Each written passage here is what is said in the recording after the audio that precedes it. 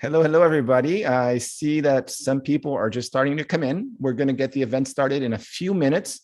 I'd love to hear from people as we wait for the event to get started. Let me know where you're joining us from today.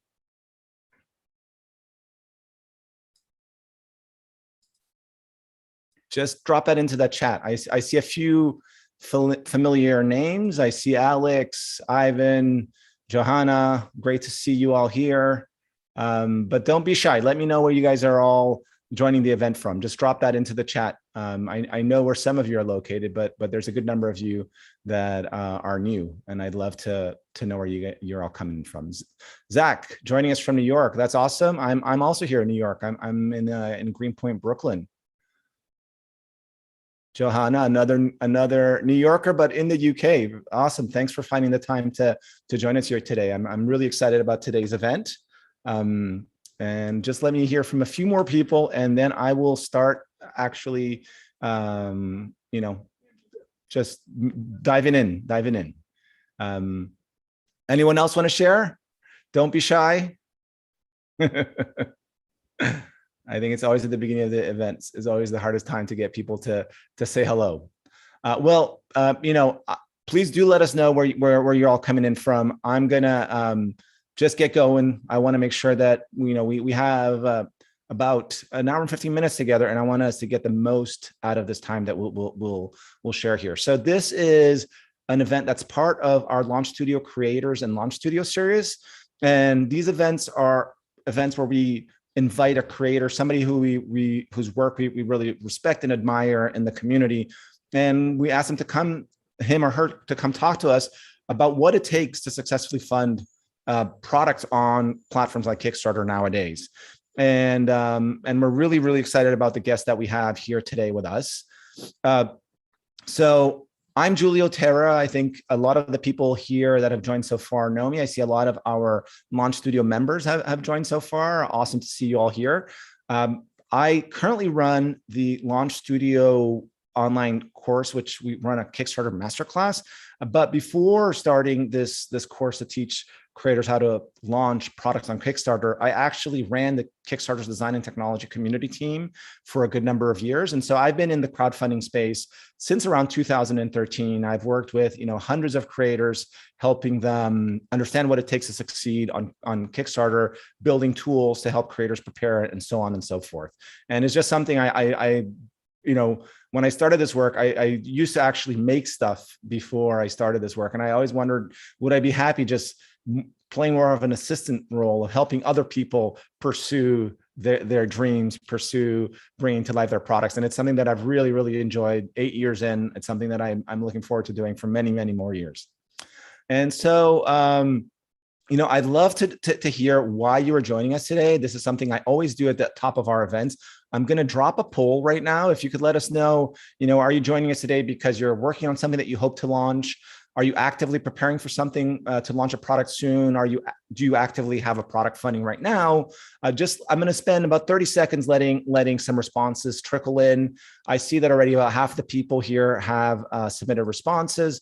I'm going to just give another 10 seconds, and then I'm going to share the poll. It's always great to understand better what our audience is composed of. So I'm going to close the poll. I think we've had already the most people submit their answer. So it looks like, about a little bit over 40% of the people are actually working on something they might launch in the future or actively working on launching something soon. That's great. That we have, 2 people with products that are live right now.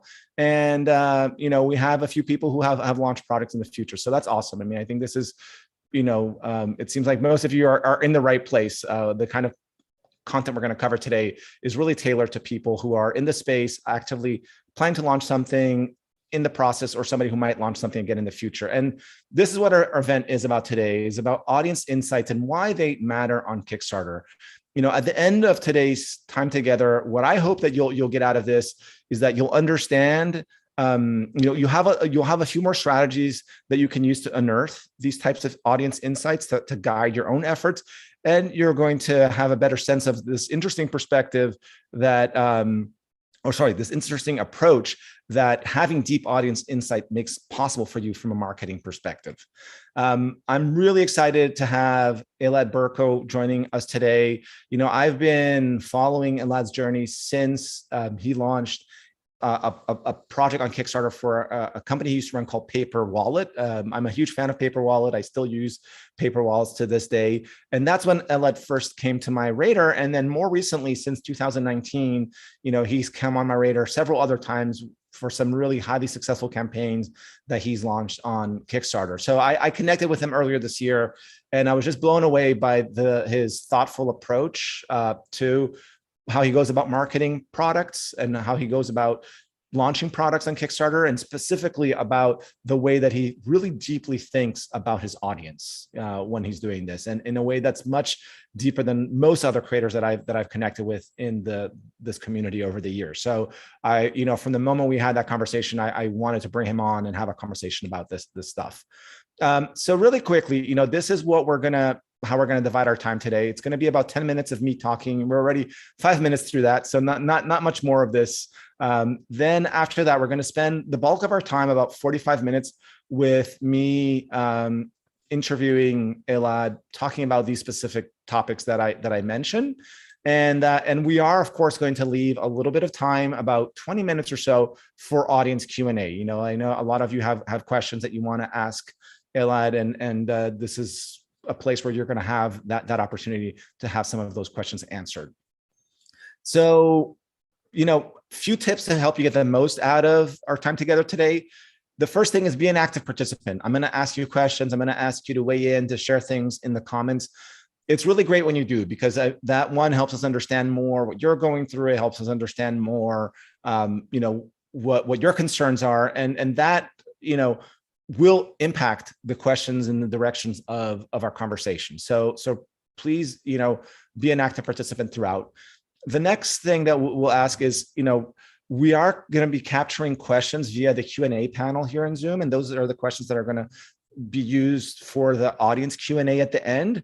So as we're going through the event, drop your questions in there. And if you see questions that you find interesting and you want to make sure that they get answered, make sure to upvote those questions. We're not going to have the time to answer every single question that our audience asks. That's the unfortunate reality. I've run enough of these events to know that that's the case. So, by upvoting by upvoting questions, we'll make sure that we get to the questions that the vast majority of our audience wants to be answered. And so really, keep dropping questions in there and keep upvoting them as the event goes in, so that when we get to the Q&A session, we can make sure that the questions that get answered are the ones that people care most about.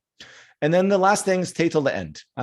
So, we're going to answer the questions at the end. So you should stay till then if that's where you want to, if you actually want to hear the answers. So now, really quickly, what are you hoping to get from attending today? This is just something I'm going to ask. If you can drop a comment, let me know, what you're hoping to get from joining this event. And don't be shy. Again, I'm going to hold off here for about 30 seconds. So if you don't contribute, we're just going to have an awkward silence moment, which I'm totally fine with. But I'd really love to hear from you. What are you hoping to learn? Are you hoping to learn how to conduct audience research? Are you hoping to learn, how Elad is able to do his compelling marketing? I'm going to call up some people by name. Alex, I was actually going to call you out. So awesome. Thanks for sharing a question there. As an engineer, I need to improve my marketing and ability to pitch my product. Absolutely. I mean, that's something, a common concern or just challenge a lot of creators have. Creators are often product-focused people that are really, focused on bringing an amazing product to life. They often don't have as deep chops in the marketing sphere. So does anyone else here willing to share? I think there's 28 of you here listening in. I'm going to wait for one more person. Heather, hey, good to see you. Heather, I think some of you might know creators in the Kickstarter world. She is Director of Design and Tech Outreach International at Kickstarter. Just want the behind the scenes on Elad's impressive campaigns. That's awesome. Thanks for sharing that. You will definitely get some of that as we move forward here. So if anyone else wants to answer that question, please just continue dropping that stuff in there. I will be reading all that, and I will be using that to guide my flow here as we go through the conversation. So really quickly, why audience insights matter so much. I'm just going to give you 3 quick reasons. Elad might be able to give you more, but there are 3 core questions that this is going to help you answer doing audience research and really trying to understand really well your audience. The first thing is, who is your core product audience? This is the base foundation for any successful marketing effort. It's really hard to sell an iPhone case to somebody who owns an Android phone. And of course, that's a super simplistic example. Like, actually understanding your audience is a much more complex and nuanced, just task. So I'm just using that example to show how, because that's so obvious and so simple, but understanding who your audience really is not easy. And I think a lot of creators go into the process of launching a Kickstarter campaign with assumptions. And unfortunately, a lot of them don't really question those assumptions, don't investigate those assumptions enough to really understand, like, is the person or the group that they think is their audience really, really their audience? And that's one of the things that's really crucial when it comes to this, and one of the values it can really give you. The next value is why. And here, what I mean by why is your product compelling to your core audience?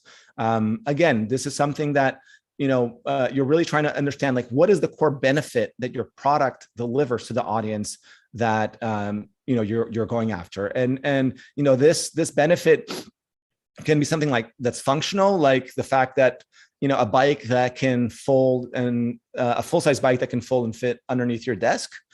It could be something aesthetic, like a lamp that like a digital lamp that really has a feel of a flickering flame, or it could be something social, like a game that helps you break the ice in a social like a social gathering.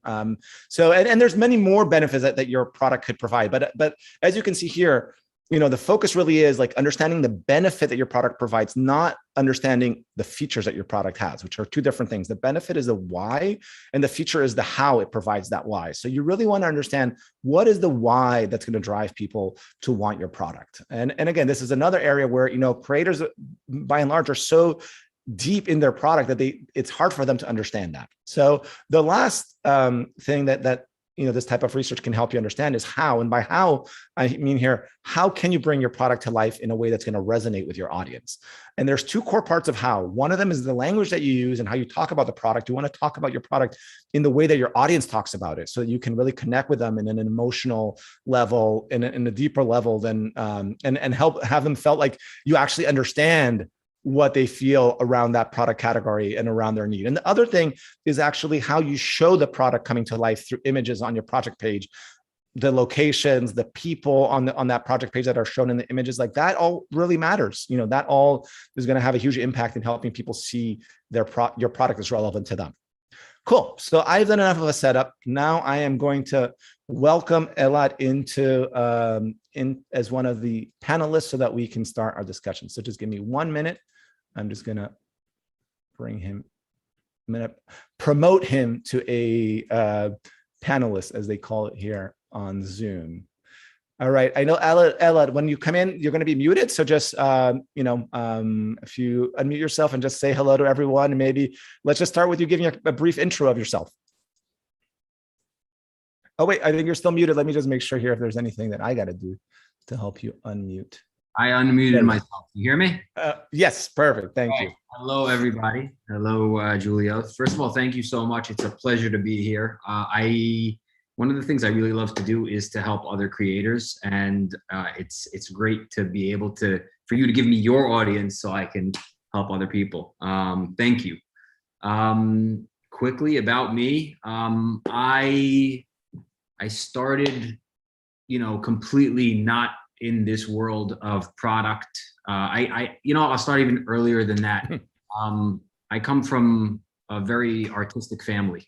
My mom's an artist, all my brothers were artists, and I was the least artistically gifted of the bunch. So I went to study business, and I still loved art and design and creating.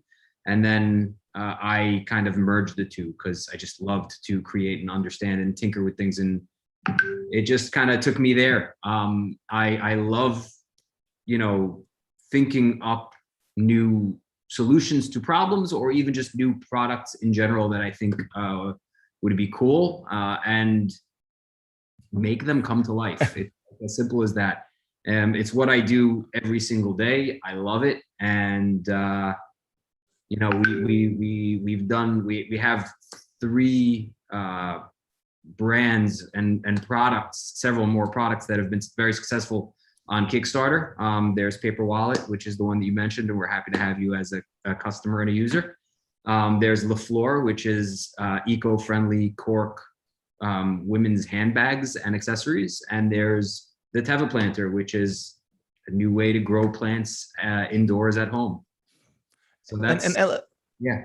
Yeah. And so, you know, I think it's really interesting to hear about your experience and, you know, your kind of, your passion for creating products, your passion for design and art and business, this kind of intersection. And one of the things that I think I've noticed is how amazing you are with your marketing abilities. And how is that something that just, you know, through your business education, is that something that, or just through launching products that you've kind of built up that expertise over the year? How did you build up this muscle? Yeah. So really marketing business is something that I learned in business school and all of that. And it was really when you get your hands dirty and you get into, okay, I have a product now, let me go try to sell it. And the first thing you need to do before you sell is you need a market, and you need to market that product. And I started way back in 2007 when I was, you know, the website, the e-commerce industry wasn't what it was. And I was doing trade shows and trying to sell a product that I created, that I had a few samples of, going to the B2B route, you know, selling directly to stores, which is very different than what we're speaking about today.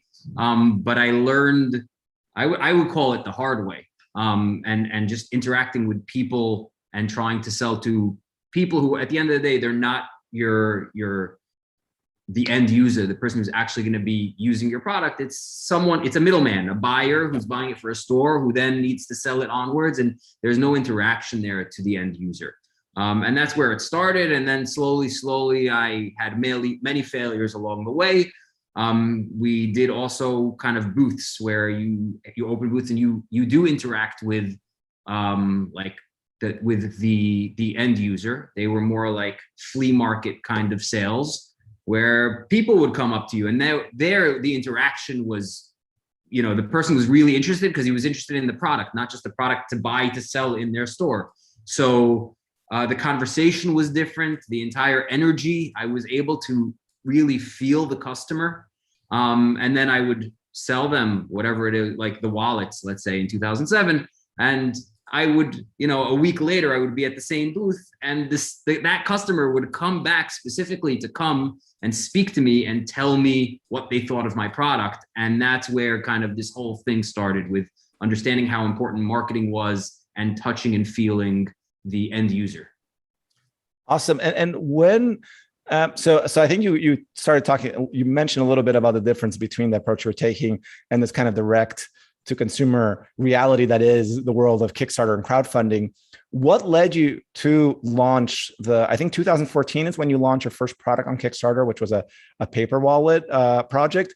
Yeah. What led you to take that route, to take that jump? Was that your first foray into selling directly to consumers? We were selling online. We had a website, but we were the entire first few years of our business was going to trade shows. We were doing 8 trade shows a year. I was flying from Berlin, Japan, doing it all, just trying to sell to, you know, B2B. And we got into e-commerce later. The whole e-commerce industry was, again, in its beginnings compared to where it is today. And Kickstarter came up on our radar, and we said, hey, this is cool. Why not give this thing a shot?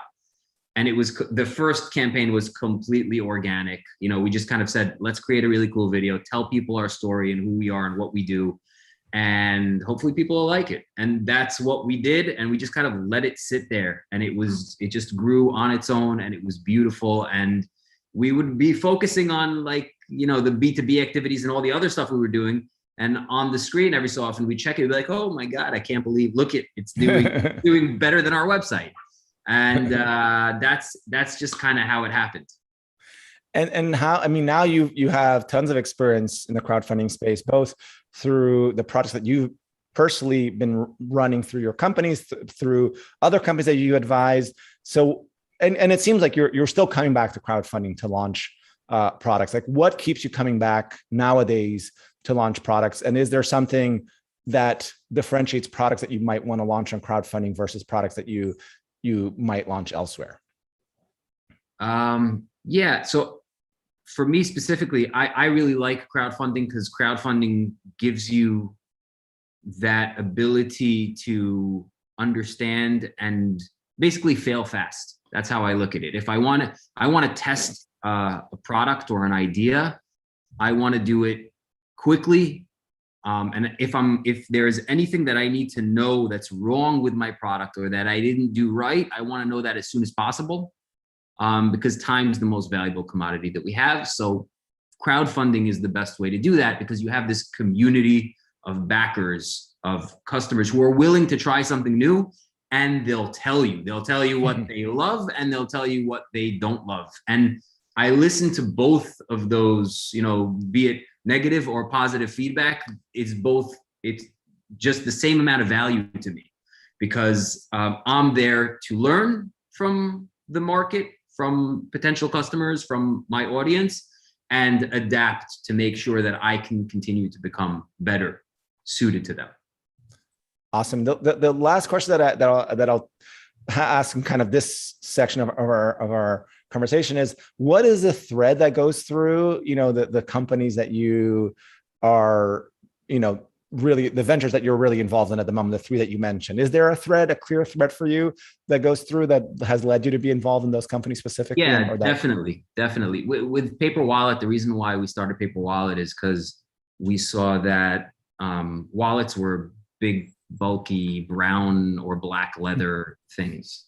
And we wanted to just, liven it up and make it vegan. There's no reason why I believe that we should have animal skin in our pockets holding cash, cards, or whatever. It's also thick. It's also, boring, black or brown in most cases. And we wanted to kind of give it a new life, and we want to make it thin and comfortable. And that industry or that product seemed like it was just needing some new life. So we found, the material Tyvek, which is some of it made from post-consumer recycled plastic, 100% recyclable, eco-friendly, printable. So it checked off a lot of those marks, and we built the entire concept out of that. And then from there, it was always, I love design. I love high design when you really can invest in the details. And that common thread is basically all of our products are eco-friendly, sustainable, and high design. Awesome. That's great. Cool. So now I'm going to shift us a little bit and just start diving into audience insights. And where, just so everybody knows, I think the way that I plan to kind of take us, the route that I'm planning to take us today is first talking about what does it mean to uncover audience insights and to the approach of marketing that I talk about it now as marketing authentically, but I really like the way that you described it to me when we talked, and I'll let you kind of describe that a little bit later. And then after we talk about that at a high level, like why these things are impactful, we're going to talk a little bit nuts and bolts, like how do you go about uncovering insights and how do you go about approaching marketing the way that you do. So let's start now with what it means to uncover audience insights. And, this was what struck me most when we chatted a while back. And so what I'd love to understand here is, first I mentioned, I gave those three reasons why audience insights are matter so much. Do you have anything to add to that list? Is there more things from your experience doing this in a bunch of campaigns? Like in your words, like why are audience insights so essential to marketing? I mean, from like the technical wording is product market fit. You want your product and your market to fit together like just a puzzle, and it just needs to fit together perfectly. And when you have that, you have a target market, an audience that wants your product, and you're speaking the same language and it fits. It's hard to achieve that. It's also kind of hard, I guess, for a lot of the people who don't know what product market fit is to understand that. And the way that I like to look at marketing is, I had a marketing professor once that broke it down in the simplest way. And he says the only, you spoke of a couple of questions that you asked, the who, the what, the how. He says something differently. And this approach has stayed with me from the very beginning, from when I heard it from him. And there's two questions in marketing that you need to ask yourself And you need to ask these questions and answer them throughout the entire process of your marketing, from when you start the business to, you know, when you're a year or 10 years in. And you need to continue to ask them and make sure that you're aligned. And those two questions are, who is your customer? Answer that question. And what is your product? And the way you define that, your answer to what is my product will impact the answer to who is my customer, and vice versa. And when you're able to answer both of those questions and they link up, that's when you have product market fit. And that's when you know everything that you're doing with marketing, as long as you come back to those two questions and you ask yourself, who's my customer? What's my product? You answer them and they're linked up. You're doing the right thing with your marketing.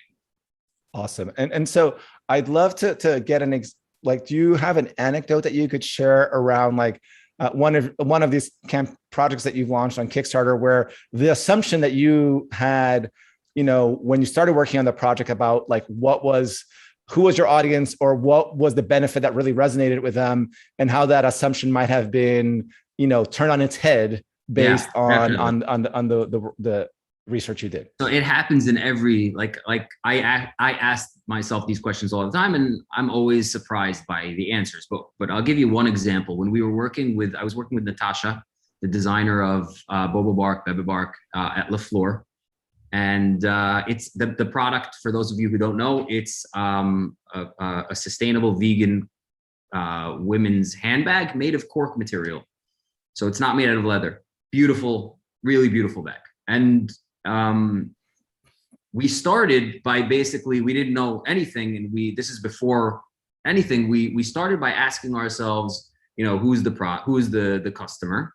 And what is the product? And the answers that Natasha had for me about her product and her customer was, the product is a vegan bag, and our customer is, you know, vegan women. So the first thing we did is we did surveys, you know, like you did a poll at the beginning of this. Polls are extremely important. Surveys are extremely important. And also, not only, you know, with SurveyMonkey and online, but go and speak to real people who are your target market and have a face-to-face with them and see what happens. And we did that. And we went to some vegan women. And one of the things we've learned is vegan women, you know, we went through this whole thing, how much veganism is important to them and what's important and everything. We understood them. And then when we said, what about a bag? You know, do you want to buy a vegan bag? And they were like, no. And we said, what's your bag currently? And they pull out a leather handbag, and it just didn't add up to us. But what we realized is they're vegan in what they eat, but with a handbag, what was most important to them, specifically the women that we went to, maybe there are also others, but specifically these women, what was most important to them is that their bag was beautiful. And the beauty element was just more important than anything else. So all of a sudden, by learning that from them, we changed our answers to what is our product and who's our target market. Our product, and we did this again, that was a very niche market, vegan women. We want a wider market. So let's go to women in general. And then we realized it's not just vegan women, but it's women in general who, when they want a handbag, one of the most important things that they want is a beautiful handbag. So we were able to, by getting that insight, grow from a very niche market to a very wide market. And the product itself was no longer, we don't make vegan handbags, we make beautiful handbags. And the cherry on the top is, by the way, it's sustainable, it's vegan, it's not made out of, you know, animals. So that's what we learned, and it helped us tremendously in scaling the project and being able to touch more people. And at the end of the day, if we want to make a change in this world, in getting people to be more sustainable and helping the environment and doing all the good things that we're trying to do as a society, we're going to do that by scaling, by trying to touch as many people as possible. And with this particular anecdote that I'm speaking about now, we were able to sell a vegan bag to women who don't particularly care about being vegan or sustainability, because they love the bag and it's beautiful.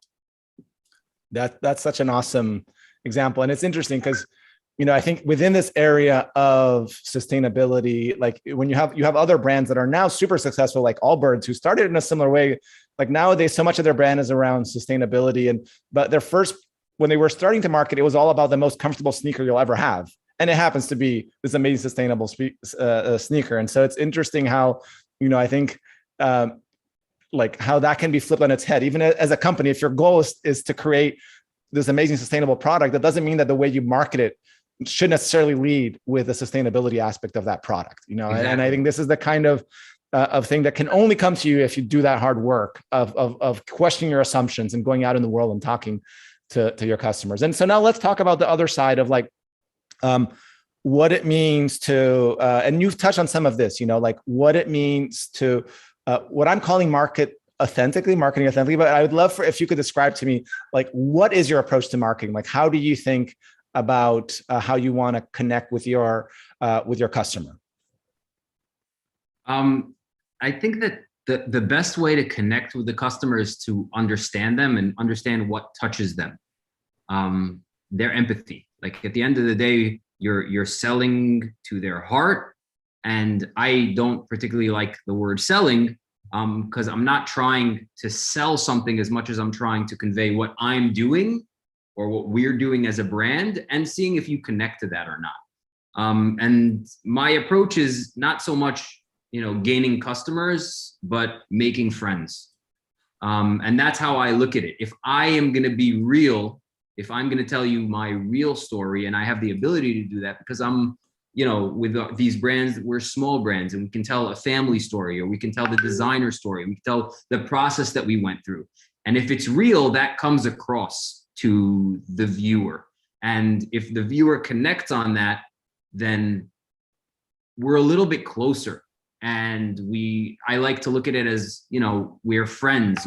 I'm trying to gain their friendship. And it's the same as trying to really make friends in the real world. You want to be yourself, and you'll be able to touch people and connect to people.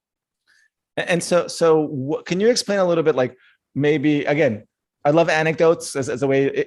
Is there something of some way that you talked about, like if you could maybe break down a project a little bit, how that came to life in one of the many campaigns that you've done? I mean, all of your campaigns are I find are flawlessly executed, but I'd love to hear from you, like, what does that actually mean? Definitely. So what that means is when I jump on and I work on a project, if it's me, for example, Paperwallet, I tell my story. I tell the story of, even now when we spoke, I gave you a little bit about my childhood and, where I come from and my family and my mother being an artist and all of that. It lets you a little bit into who I am, and I want to do that. And especially also when I work with the designers that I partner with, I try to get them to open up and just tell their story. And a lot of people don't want to. Some of them even, they were like, I'm trying to sell this product. It's not about me. But my approach is, yes, it's about you. You're selling yourself through your story, and the product is about you. And that's, where you're going to get the essence. And I'll give you an example with Natasha, again, from Laflore. We tell the story of her and her father, and her father, was in the fashion industry, and he was selling leather handbags and jewelry, and he had stores all over Paris. And she came in and she said, I don't want to do leather. I'm vegan and I care about the planet. And we need to create a sustainable, and she was trying to get her father to just stop selling leather handbags. And I really picked up on that. This is important. It's important for people to know this so that they connect to you and that they feel that it's authentic. We're not just trying to sell. We're trying to do something more than that. And people pick up on that and they build into it. Same thing with Tevaplanter and Elad, the designer. Yep. We told his story about how he, his process of creating this product. And he's a plant lover and he's a designer and he's all about, nature. And he created this beautiful product and he lives within it.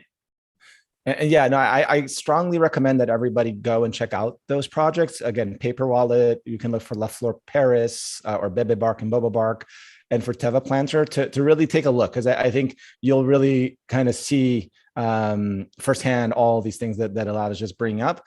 And Elad, the last question I have for you before we get into more brass tacks about how you actually go about bringing these things to life is, I know that this marketing approach has been really powerful for you, but what kind of products do you feel like it actually works best on? Because I know that it's probably hard to take this approach for certain types of products as well. So what would you describe like the kind of products that you think this approach really resonates with or could really be powerful?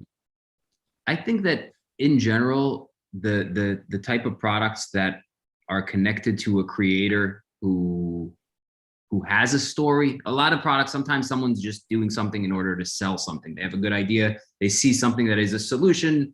It's very dry, a solution to a problem in the market, and they're trying to sell that solution. And maybe over there, when you don't have that story, it's hard to do it, and you really need to focus on a more dry marketing kind of style of product solution. But in general, I work a lot with designers and creators, and very few and far between. What's the whatever? There. There aren't too many people who don't have a story. People are interesting. People create something because they're passionate about it, and you just need to. Sometimes it's hard to let it out, but it's there. Yeah. And I think that most products can. The products that don't, I would say, like big companies can't do that. Nike can't go and tell the story of, Phil Knight way back when, because now it's a huge company and you're not going to be able to touch people's emotions. They know who you are and you're huge, and that's what it is. It's interesting. Yeah. Because this is a very similar point of the team that we were talking to in our last creator event, Studio Neat. They have a very similar approach where story is a core part of them, of how they market and just how they talk to their customers. It's like, to them, it's not just, it's how they relate. And it is, I think a lot of creators who even might have a story, I think it's just hard, I think, for a lot of creators to unearth their own story sometimes. I think they have a hard time assessing, being able to distill like what's interesting about their journey to get to where they were. So and so now let's dive in a little bit about how do you actually carry out that research? I know you already brought up, as you were answering my previous question, surveys, polls, talking to people, but could you maybe take us through like what is the process of like let's say you were working in a new company right now, you're starting up something new, like what are the steps? Like how would you start? Do you start with talking to people? Do you start with surveys? Like I know that it's an iterative process, so it's not like a super linear thing, but if you could give a sense like how you might map out your research journey. So usually it starts with a product. It starts with some sort of product that we develop or we design or we have a passion for, and it goes to a point of asking ourselves the questions about the product, making assumptions, and like you said before, questioning those assumptions. So it starts with the product, and then the product we will mold and change, and based on what we get from the we make the assumptions, we survey audiences, first of all, online. It can be Google Forms and send it to your audience. It can be SurveyMonkey, where you could just send it out to people, and understanding what you were right and wrong about in your assumptions and reformulating them and just kind of molding the product based on that to the point where you have a new product. Or maybe the same product with some twists, or maybe it's the same exact product, but you were speaking about it in the wrong way or to the wrong audience. So you start to adapt and change and mold. Maybe it's a new audience. Maybe it's the way that I'm speaking about the product that's incorrect. Maybe it's the product itself. And then slowly it just kind of gets to a point where you feel like you have it. You understand the different audiences that potentially could be, the different ways you can speak about your product and your actual product, and how much leeway you can actually have in designing it, or whatever the case may be. And I always like to go for the widest audience, because you want the business to succeed. So you want to be able to sell as many units as possible. And whatever the product is, you want to be able to speak about it in the right language to touch as many people as possible. So that's kind of, long story short, how it goes for us. And how, I mean, for most of these projects that think of like Tevaplanter or Bobobark, what is the length of time that you're spending doing this kind of customer research? Is it like months and months as you're developing the product? Is it because obviously this research, as you were saying, it's not just a marketing research, it's also a research that actually impacts the product itself. Yeah, 100%. It's not just like, how do I sell it, but like, how do I make sure that this product I'm creating really is resonating with an audience strongly? So we're definitely adapting everything while we're going along, and it takes time. It's not something that I say, okay, I'm finished with the product. If you're finished with the product, then you can't mold the product, and you're going into surveys, you're gonna have to go back to changing the product maybe, or to changing your marketing, or to changing the audience. So you need to really be more liquid. And that's why the survey process and the interviewing of who you think is your target market is something that you're doing while you're creating the product, while you're designing the product, while you can still kind of change as much as you possibly can around, so that you're on the right path. If you don't do it at the same time, what you're doing is you're working and you're designing the product and you're creating your marketing and you're creating your story based on your assumptions, and all that work could be for nothing. So it's good to do it alongside. Yeah, I think a struggle that I think creators sometimes face is there are a lot of creators in the Kickstarter universe who are developing a product for themselves and are just trying to sell it to potentially other people like them, which, I think if your ambitions are probably not as huge. I mean, if you have more moderate ambitions, that approach can work sometimes if you're able to really do.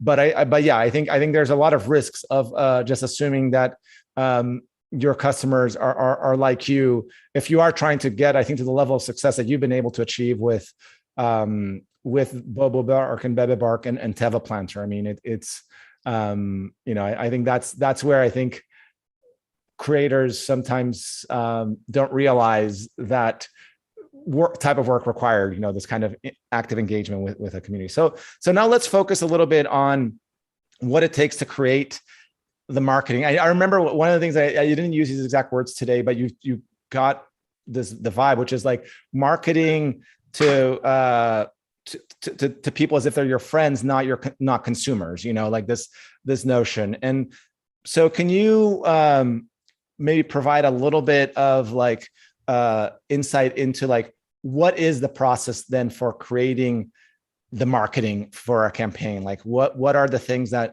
are any strategies that you use or process that you use to help really hit this right, and be able to market in that way that it comes off? I think that one of the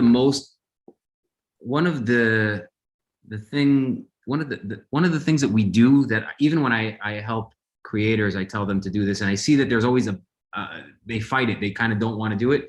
It's going face to face. Like, it's very easy to do an online survey, but when it comes down to it, and you need to go and spend time and create face to face interactions with potential target market, and sitting down and listening to them, and just like it's not about you, and it's not about like, have your little pitch that is maybe 30 seconds about the product, or maybe no pitch at all. Like, one of the things that I do sometimes is product and packaging with all the information that's necessary there. And you tell them, you just received this in the mail. You put the item on the desk and you say, pretend you just received this in the mail, open it, do what you need to do. And all I want you to do is tell me in your head, as you're opening the packaging, as you're reading the instructions, as you see the product. I want the person who I'm speaking to, that I'm interviewing, I just want you to tell me what's going on in your head. Like, speak your mind as if I'm not here. And I'm going to say absolutely nothing. I'm just going to listen. And I do that also with questions. I try to say as least as possible and listen. And what I'm listening for is what they're saying to me, speaking what they're saying. They're speaking their mind.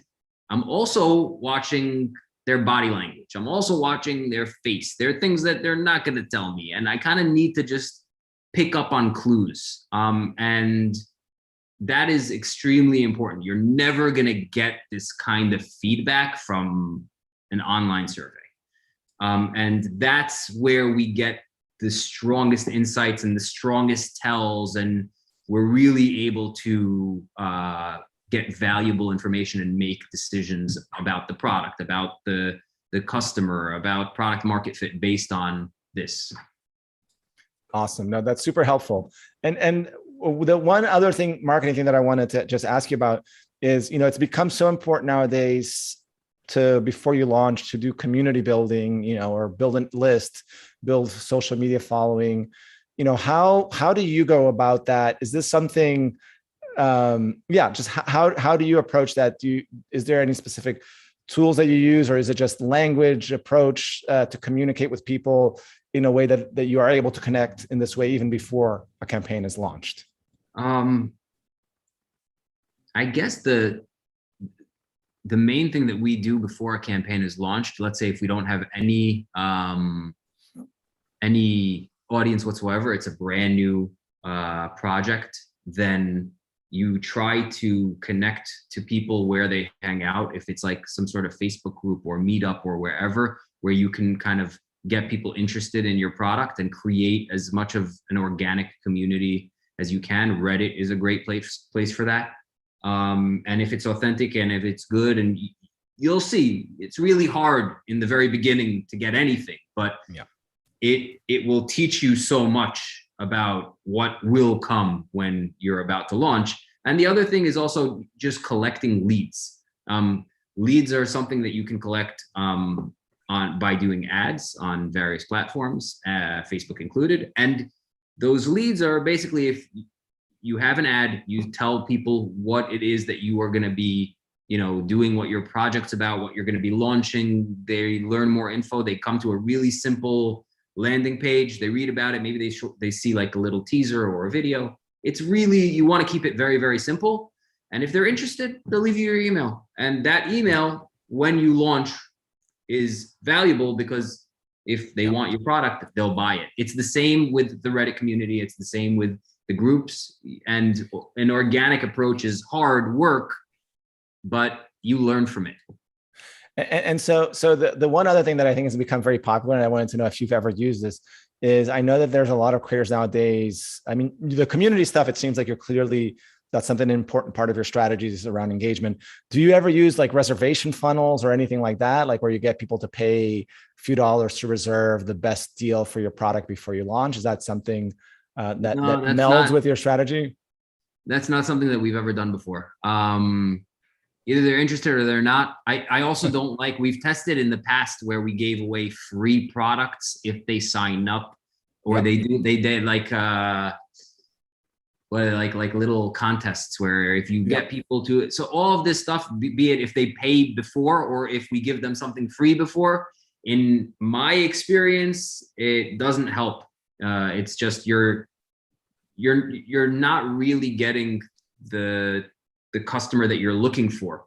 The customer you're looking for is somebody who will give you your email, wants to know when you launch, and then goes to Kickstarter and buys it there. You're just kind of, you know, doing something opposite than what you actually want them to do. So we won't do that.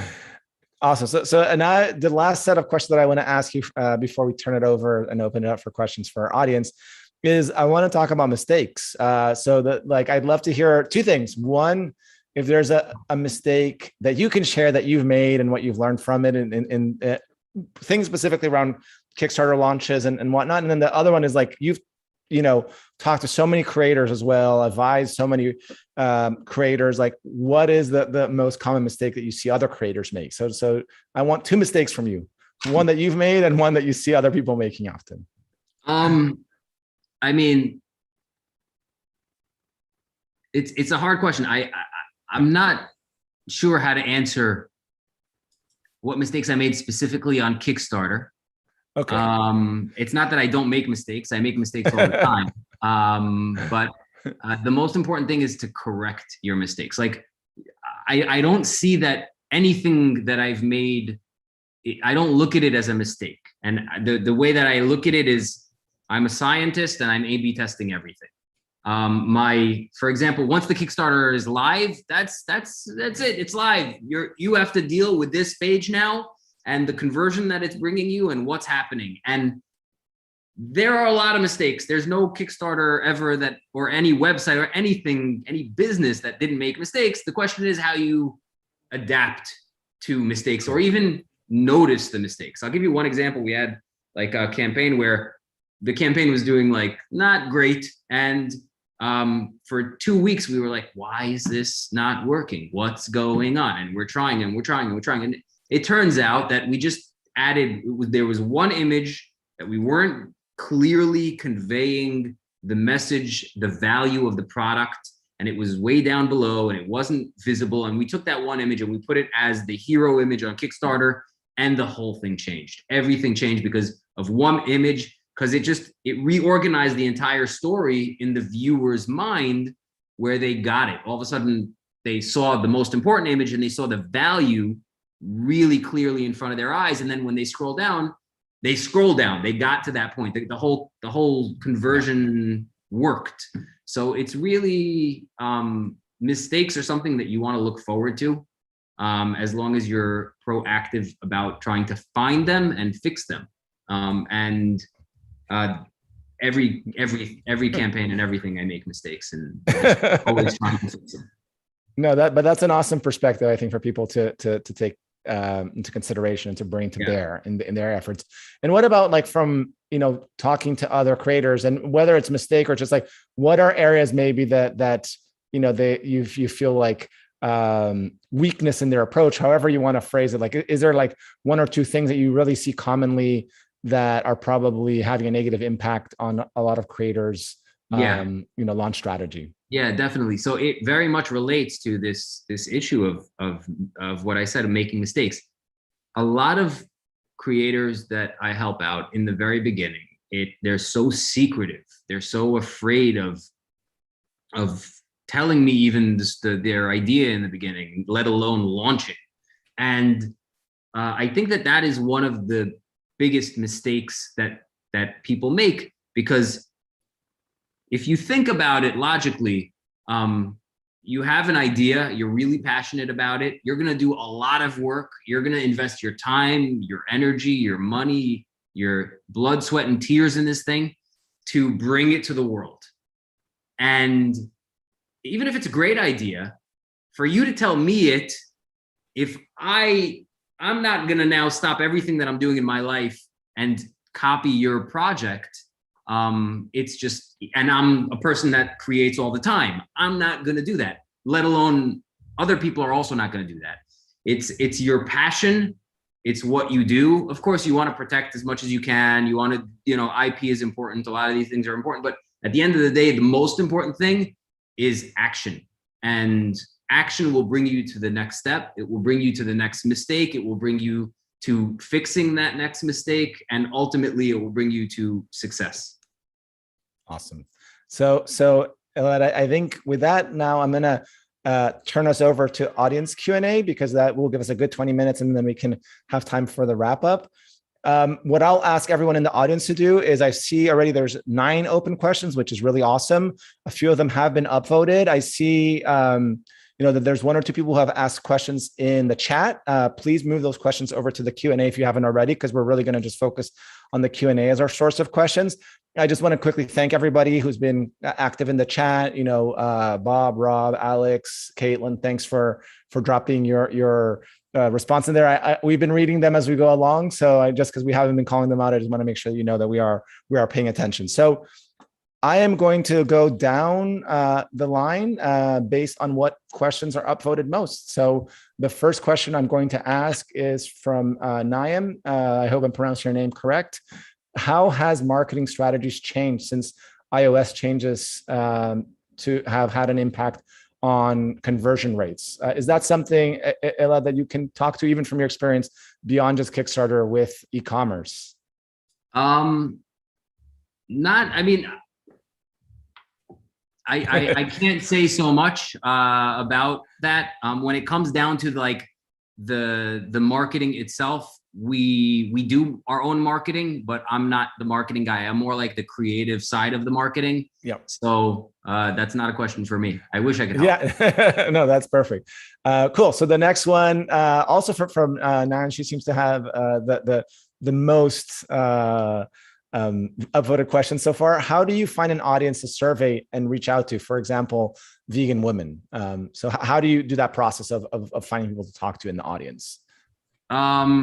You can go in your area to, Facebook groups in your area, if that thing exists, and connect them. And if they have events, that's why like places like Meetup, where you have physical events, you can go and, just go to a meetup and sign up and go and meet people. The other thing is your own network. If you have, your friends and your family, and you ask around, and do you have any vegan women that I could speak to? And they'll connect you to people who you may not know, but they know, and it's a mutual connection. And just any way you can get to them, be it through online forums or personal connections. Awesome. Next up, we have a question from Alex. How do you split your ad spend? Again, I think this might be a little tactical for you, since I know this is not something you're focusing on. Pre-campaign versus in-campaign, Facebook versus, do you have a general sense even from like that? Like, no, definitely. Yeah. So like in general, when it comes to pre-campaign versus in-campaign, pre-campaign is a gamble, because you don't know, your campaign is not live yet. You don't know if you're going to convert and at what rate, and you don't know anything. So pre-campaign, you want to be modest. Whatever you can think of it as, you're throwing the money away. It's not coming back. You're buying emails. And once you're live, you're able to really see what's going on here. I know my costs. I know, the whole numbers of the campaign and how much I need to make in order to be break even, and where the conversion needs to be. And if you're there, great. You decide how much you want to push it based on where you're comfortable with, but it's live. So you can then decide you want to find more money, you want to get, put it on your credit card bill, whatever the case is. But your comfort level will depend on, once the campaign is live, how well the campaign is doing. Next up from Yvonne, e-commerce has changed a lot over the years. Even in the past 2 years, digital marketing and PR feel a lot more difficult and expensive now to use it nowadays than it used to be. Do you have recommendations for those starting a new brand or product when we don't have clout or following yet and a limited marketing budget? Yeah, I think that I would just say, whatever you do have, you hit the ground running. If it's, selling it, like I started with, finding some sort of fair or market where you can go and interact with your customer face to face and sell to them and make some money and organically grow. Or if it's doing it via your website and seeing how the product goes in that way and just shipping out products slowly, or doing a Kickstarter campaign with a prototype that you have, and understanding all your costs and everything. Of course, you want to do that before you launch, but seeing how it goes. Don't be afraid to just act and roll with the punches. Yeah, it's interesting hearing you talk about. I do think so many creators are afraid to put their project out there because it might not succeed to the level that they hope it will. And it is a really difficult thing to put yourself out there in that way. But until you do, you'll never know. You'll never be able to make it to that next phase of your journey. Failure is something that people are afraid of, but if you really dig deep down, people are also afraid of success. And everything is it's scary when it's not there, because you only know what you know. So that's why the best thing to do is just act and see where that takes you. When the fear comes, it'll just pass you by and you're a different person by then. Okay, awesome. Let's go on to Ivan's question. Totally agree to your opinion about selling a great product. And by the way, it's sustainable. So focusing on the aspects of the product that people care most about. However, if the product really is making a big impact for the future, how would you promote that point?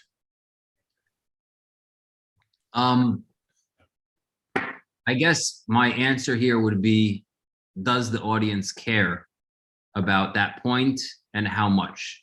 If the audience cares more about the product working or its function or the problem that it's solving, speak about that first. And get to that point that you're speaking about, how sustainable it is or how good it is for the environment, in a chronological order based on what the customer cares most about. For example, the vegan bags, we care, the customer, we know the customer cares more about it being beautiful and high quality and versatile, and then eco-friendly and sustainable. So we speak about those benefits in that order. Yeah, no, I think that's a great point. It always goes back to the audience. It's like, I remember I did actually do a stint working in the agency world for the first 9 years of my career. And that was the thing that we would always be hammering. It's like, it's all about the audience. If you don't, no matter how good your selling is, if you're talking about things that the audience doesn't care about, it's not going to resonate. It's not going to, or if you're trying to sell to the wrong people, to the wrong audience, it's not going to go anywhere. Sure. All right. Heather has a question here. Where did you find your project collaborators, the Natasha at Laflore, or the designer of Tevaplanter? Curious how you came to work together. I help a lot of creators. A lot of people, send people to me. Hey, can you help me with this? Hey, my brother is doing a cool project. Check it out. I get these WhatsApps and messages on Facebook all the time. And I am very proactive about helping whenever I have time. And it came through that. It came just through, the people that know me, and that, they needed some help with something. So I offered to help. And when I really like a project, I make sure to let the person know that I like the project. And it just kind of worked with Natasha. It worked with Iran. We connected, and they're amazing partners. And that's it. It's very organic. It just happens based on, I guess, word of mouth. Awesome. So the next question we have here is about whether GelUp has a magic spell. I think we can take that more as is there anything that you can share about your experience with GelUp? I know that's a company that you've partnered with on a number of projects. Yeah, definitely. I work with GelUp a lot. I work with GelUp on my projects. They are high quality. That's how I would just, I would pitch them as a high quality marketing shop. It's good people who really care about the projects that they work with and the customers that they're working with. And they do everything to ensure that you're successful. Magic spell? No, nobody has a magic spell. They don't have a magic spell.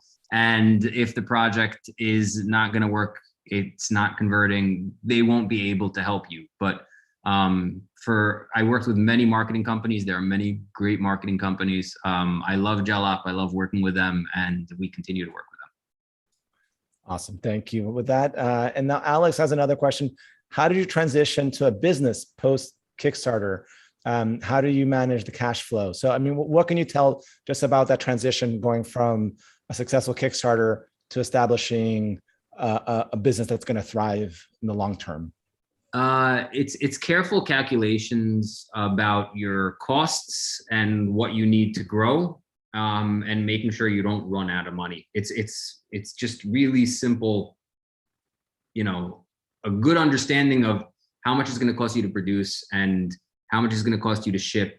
And more importantly than this is something that most creators or people who haven't done this before don't realize, how much it's going to cost you to make sure to keep your customers happy. You have to spend the money to make sure that your customers are happy. Remember, they're your friends. You don't want to be cheap with them. You want to spend on them because they're going to keep it coming. The love goes both ways. So once you do that calculation, as long as you can keep your head, treading above water and hopefully, going higher and higher and higher, you're going to do that by making friends and keeping friends. Awesome. Yeah, I love your perspective on that and the importance of your customers, of your audience. I think that's something that's so crucial. If you do things at their expense, that's going to have a long-term impact on your ability to continue to thrive. There's just no way about it. Cool. So just a note to everybody here on the audience. I'm just going to go down now on the questions based on the time that they were put up here, since none of these seem to be upvoted. So this is just another call to make sure to go through the questions, see if there's anyone that you want to upvote to make sure it gets answered, because we only have probably time for a couple more. So Johanna's asking, I have a different personas or subgroups. I will ultimately pick the one which has the biggest audience, but how do you find out which one that is? It's a good question. It's the market, right? Like you're going to need to do a little bit of market research to understand how much money is being spent on that product, in that audience, in that market. For example, I'll give you an example with Tevaplanter, rebranded. So with Tevaplanter, it's a product that grows plants, and it's also just a beautiful product, really well designed product. And we had all these different places that we could take it, and one of them was to like people who are into interior design. So a lot of like the crate and barrel type, like interior design target market, or design in general, people who are into design. And then you also had people who were really into plants. And there it was, the plant market was huge and the interior design market was huge.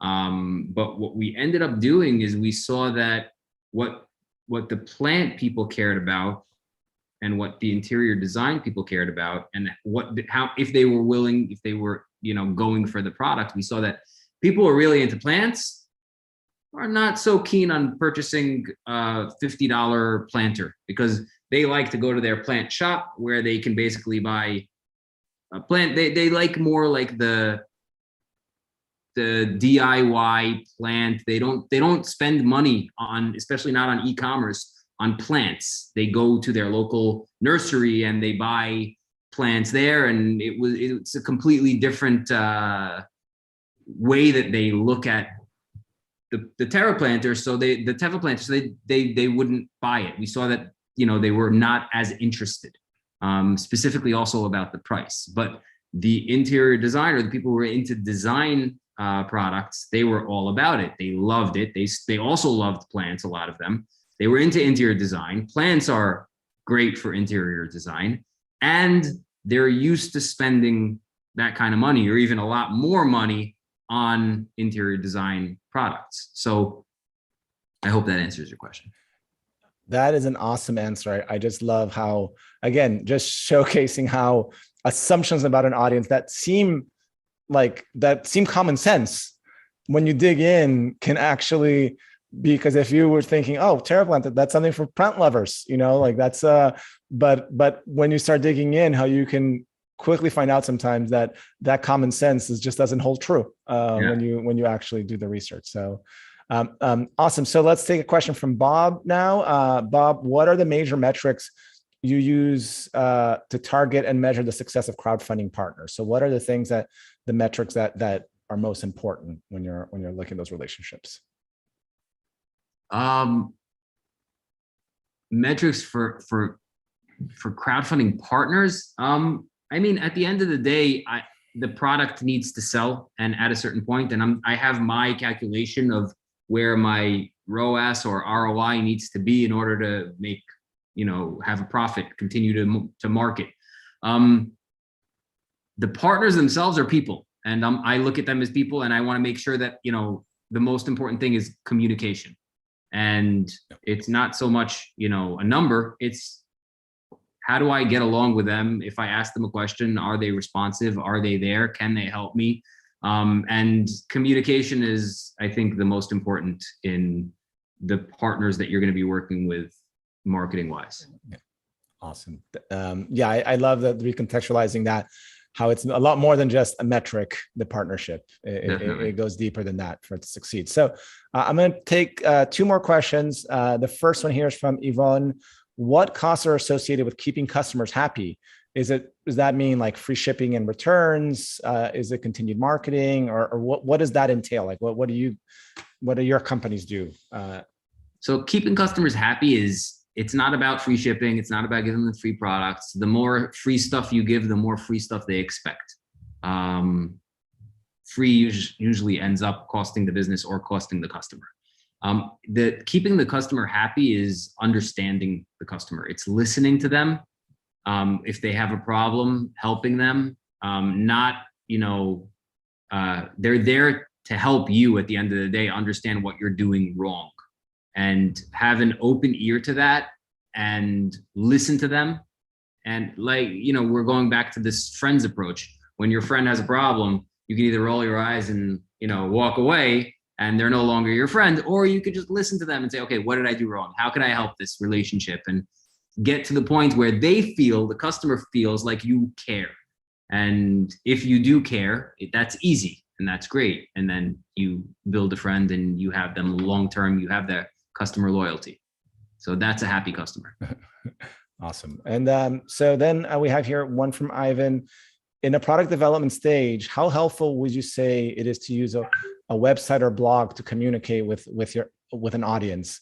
Are there any points that you think creators should be specifically mindful of when they're early on developing the product and considering how to share it with the world? First of all, yeah, I think it's great to share. And I think that one of the things that you want to do is understand what you want to share and what you don't want to share based on what information you're trying to get from your audience. Specifically, when you're in the early stages, you haven't launched yet. You don't want to kind of give it all away. You want to be able to tell a story later and intrigue your audience. So, keep some secrets, intrigue them, kind of like a teaser, and then you build up the hype. And you also learn a little bit from them. And then when you launch, that teaser comes into, there's still, something for them to enjoy there. There's a lot of value. Awesome. And since I think we're at 1:10, I'm going to take one other one that I think is a quick one. Let's just take Jessica's question. If you have a team of, let's say, 4 or 7 people working on a product, would you recommend picking one person to portray the story, to bring kind of this kind of very personal stories like the one you've built around Eran and Tevaplanter, or Natasha in Bobobark, or do you think it's possible also to create a really compelling story that kind of tells the story of a whole team? Yeah, definitely. I think that you can definitely tell the story of a whole team. The story is going to be easiest when it's true. If you're telling a story that's not true and you're making it up, it's going to be hard to make it up. And it's also going to be hard to have it be believable. If the story about the team is true, it'll be easy. If the story about the one person is true, it'll be easy. If it's not, it'll be hard and probably, in my opinion, won't work as well.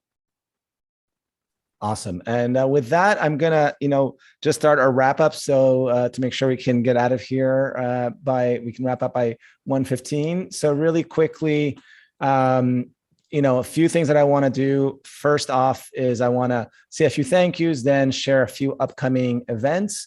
So the first thing is, thank you, Elad, for carving out time to chat with us today. We really appreciate you hanging out with us and telling us about the way that you approach audience insight, the way you approach marketing. It's been really, really enjoyable for me, and I hope it has been enjoyable for everyone else that's here with us. So thank you very much. Thank you. And so now just a few really quick things that I ask always of the audience. Please send me your feedback. We're always trying to make these events better. So let me know what you liked about how we the flow of the event, the format of the event. Let me know who you'd want to hear from. We're always looking for new people to talk to, creators. We're looking at agencies and so forth. So let me know who you want to talk to and what topics you want us to cover. And my email is julio@launchstudio.com. To check out past events, we have been doing a monthly event since the beginning of this year. Go to go.launchstudio.com/YouTube. You'll get to our channel there where you can see all of our past events. And then lastly, I just want to share, we have an upcoming event on Tuesday, October 19th at noon at the same time. It's going to be about pricing strategy, and we're going to have Caitlin Whitman, who is the COO of Rain Factory, joining us for that. We will send out an invite for that sometime early next week, but just wanted to put it on everyone's radar. And then, of course, last but not least, I just want to thank all of you for carving out, an hour and 15 minutes from your day to hang out here with us. I'm going to stay on for a little bit longer in case anyone has any questions for me around Launch Studio or anything else. But I think, Elad, I think we'll say goodbye to you now. Feel free to drop off. And again, really, thank you so much. Awesome. So everyone, I'm going to just kind of be reading here through the comments now for the next little bit. I know probably a lot of you are ready to drop off. If you want to hang out, if you have any questions, I'm just kind of going through the comments here. Bob, I see that you were saying that you think Elad's response on crowdfunding success criteria was a cop out. It's typically contracts include quantifiable criteria, CPL. I think I don't disagree with you that those things are crucial, but I think the reality is, I think on the side of metrics, cost per lead or cost per pledge and things like that, I think that's not where most agencies, I think, differentiate themselves in the crowdfunding space. I mean, I think a lot of them, I think the metrics there, which, ROAS for digital ad agencies are the ones that are looked at most often. Cost per lead, is the one that's looked at quite often for agencies that help creators earlier on. So I think your point's well taken that yes, those are a crucial part of that negotiation process and something that is, set in stone in terms of what you track. But I do think, I think most creators don't really, sometimes don't think about the importance of working with an agency that has good communication that you can trust. And I know that from firsthand talking to creators who have worked with agencies where they've had a negative experience, and most negative experience I hear is not that an agency wasn't able to deliver on my target ROAS. It's more an agency, I feel like they ripped me off or they treated me unfairly. Like that tends to be the biggest concerns I hear. Otherwise, people just seem to be saying thank you and whatnot. Thank you again all for joining us today. Again, I hope to see you all in less than 2 weeks' time when Caitlin joins us for another conversation where we'll dive really deep into pricing strategy for crowdfunding creators. All right, everyone, have a good day, and I hope to see you again soon.